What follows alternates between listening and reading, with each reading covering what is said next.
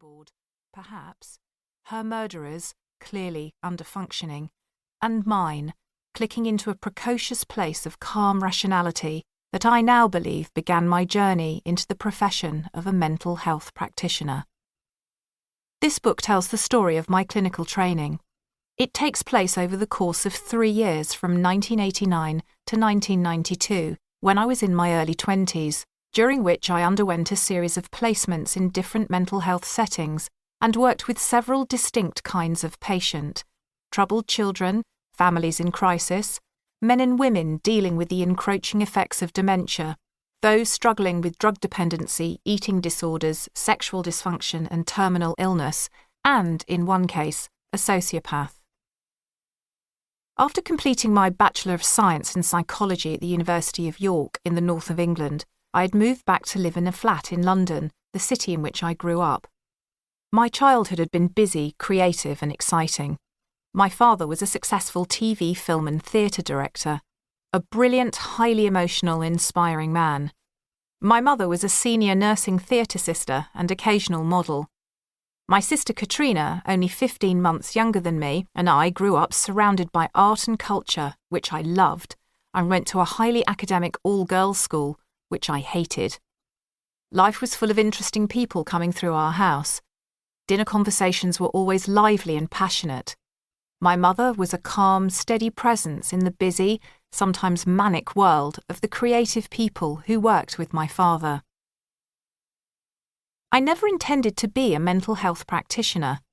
I wanted to work in film and television, making documentaries about social issues. Quite unexpectedly, I managed to get onto a postgraduate clinical training course and decided that a further 3 years would allow me to make authentic films and television programs about mental illness. I wanted to demystify and destigmatize it. Almost 25 years on, I still practice clinically alongside writing, journalism, broadcasting, and policy advising. Best of all, I am the mother of 2 fantastic teenagers, Lily and Jack. Although I have written books about child development and parenting, I've never felt able, until now, to write more fully about the experiences of working in mental health. It's taken this long to distill the experience of working with some of the most amazing people I've ever known. People who trusted me enough to tell me about their lives. I'm going to start at the beginning and tell the stories of my training as a well-meaning but inexperienced young woman. I had to learn on the job, half the week at University College London, receiving lectures and training in models and approaches in mental health, writing essays, case reports, a dissertation and taking exams, the other half of the week on a series of 6-month placements, attempting with regular supervision to apply this learning. The training took place within the National Health Service, and I spent time in hospitals, clinics, mental health units and GP surgeries. I saw patients referred to me by many different specialists in health and mental health, people struggling with acute, chronic, and at times profoundly debilitating mental health difficulties. Some were mildly impaired, others dealing with long-standing difficulties. Occasionally there were patients who presented such a degree of risk to themselves or others that they had been sectioned under the Mental Health Act. Over 3 years, I was given 6 6-month placements, structured to provide a complete training experience across the age span and full spectrum of mental health issues by the time I qualified.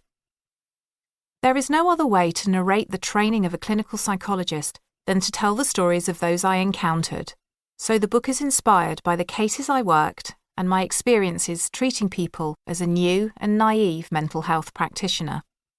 However, because confidentiality is a core principle of my profession, while all I describe is drawn from real clinical practice, the characters I write about are not modelled on real individuals.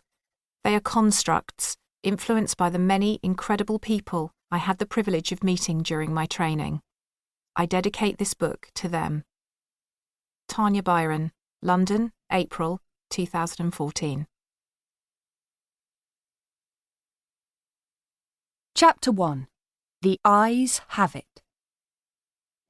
I sat in my office, the first office that I had ever had. The word office might have been an overstatement.